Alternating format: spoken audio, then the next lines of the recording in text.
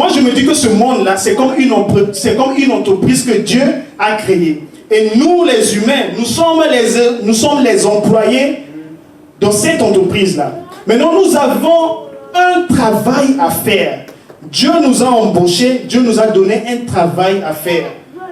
Notre travail, Dieu a dit, ok, moi je vous ai embauché, vous êtes dans mon univers, vous êtes dans mon monde, c'est moi qui ai créé ce monde. Je vous ai donné une fonction spéciale à faire, vous êtes mes employés. Vous, votre travail, c'est de quoi? C'est de me servir. Vous ne servez pas Dieu, mais vous demandez l'augmentation de salaire.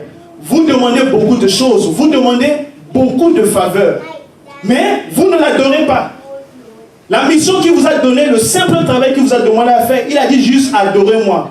Vous n'adorez pas. Ce que vous faites, vous demandez beaucoup dans la prière, mais vous n'adorez pas. C'est ce que nous faisons aujourd'hui. Lorsque nous prions, on est là seulement beaucoup demander Dieu, donne-moi l'argent. Dieu, donne-moi la voiture. Dieu, donne-moi le voyage. Mais l'adoration a disparu dans les églises. Nous n'adorons plus, mais nous demandons beaucoup.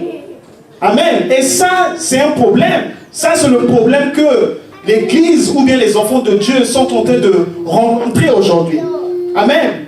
On a été embauchés par Dieu. On a un travail à faire. On ne le fait pas. On ne l'adore pas. Parce que notre travail, Dieu a dit, adorez-moi juste. Adorez-moi matin, midi, soir. Vous ne l'adorez pas. Mais vous êtes là à beaucoup demander, Dieu, donne-moi la voiture. Dieu, donne-moi l'augmentation de salaire. Dieu, donne-moi le voyage. Non, ça, c'est pas le but principal. Nous devons revenir à la source. Nous devons adorer Dieu. Amen. Ça, c'est ce que nous devons faire. Nous devons l'adorer. Dans cette alliance-là, on doit faire sa volonté. La volonté de Dieu, c'est quoi? Il aime l'adoration. Il aime qu'on puisse l'adorer. Amen. Même les pasteurs, les hommes de Dieu aussi, ils sont tombés dans cette affaire. Ils sont tombés dans ce piège du diable. Amen. Ils sont là à se focaliser seulement sur la prédication. Mais il n'y a pas une vie de prière. Amen, amen. Amen. Voilà, donc comme ce que je le disais, dans l'alliance avec Dieu, Dieu nous attend à ce que nous puissions faire quelque chose. Amen. On a un travail à faire. Nous devons suivre la volonté de Dieu. Lorsque nous ne faisons pas la volonté de Dieu, cela veut dire que nous sommes en train de faire la volonté du diable. Parce que la volonté de la chair, c'est la volonté du diable. Parce qu'avec la chair, vous aurez les envies de... Il y aura la colère, il y aura l'adultère, il y aura, il y aura la trahison, il y aura l'impudicité. Ça, c'est la chair. Tout ce qui est rattaché à la chair, ça, c'est ce que le diable veut que vous fassiez. Quand vous ne faites pas la volonté de Dieu, vous faites la volonté du diable. Point barre. Il n'y a pas un autre choix à faire. Donc, je voudrais que vous puissiez garder quelque chose aujourd'hui. À chaque fois que vous ne faites pas la volonté de Dieu, dites-vous que vous êtes en train de faire la volonté du diable. Ne me dites pas non, je ne fais pas la volonté du diable. Que je suis en train de faire juste. Non, non, non. Vous êtes en train de faire la volonté du diable. Soit c'est le bien, soit c'est le mal. Il n'y a pas un autre choix pour nous. Amen. C'est pourquoi la Bible dit, marchez selon l'esprit et non selon la chair. C'est ce que la Bible dit, marchez selon l'esprit et non selon la chair, afin que vous ne fassiez pas les choses de ce monde. Amen. La Bible dit, marchez selon l'esprit et non selon la chair. Parce que la chair va vous pousser à faire des choses qui vont à l'encontre de la volonté de Dieu. Amen.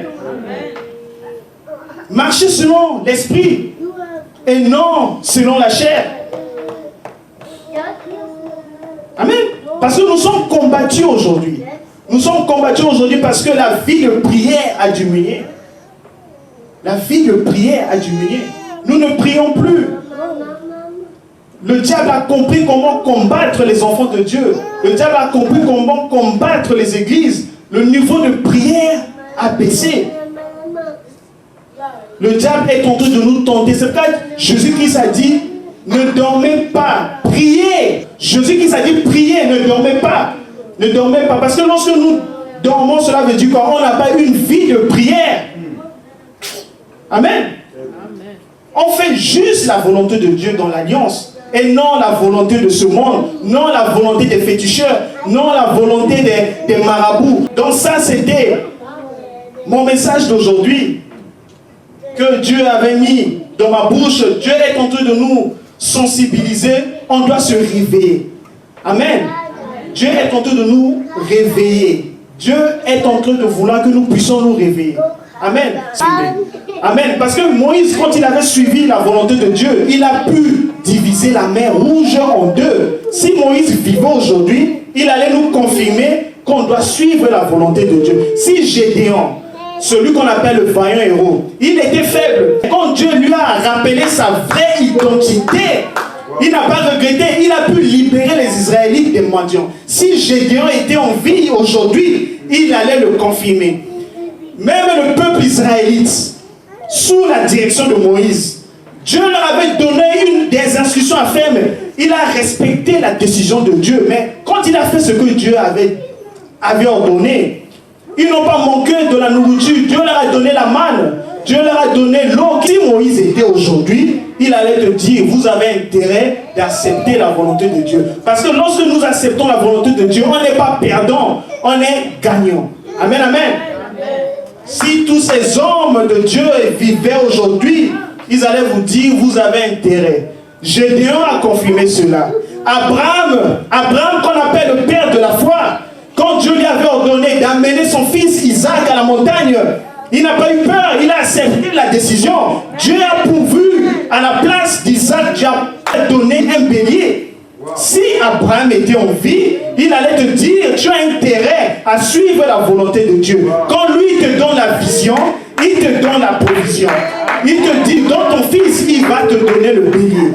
Il te dit, fais sortir les Israélites, il va diviser la mer Rouge afin que vous puissiez traverser. Il va vous dire, partez dans le désert, il va vous donner l'eau et la manne afin que vous puissiez vous nourrir. Donc suivre l'intérêt de Dieu, vous n'avez rien à perdre. Vous avez beaucoup à gagner que de faire votre propre volonté. Amen. Donc aujourd'hui, c'était un message juste pour nous réveiller.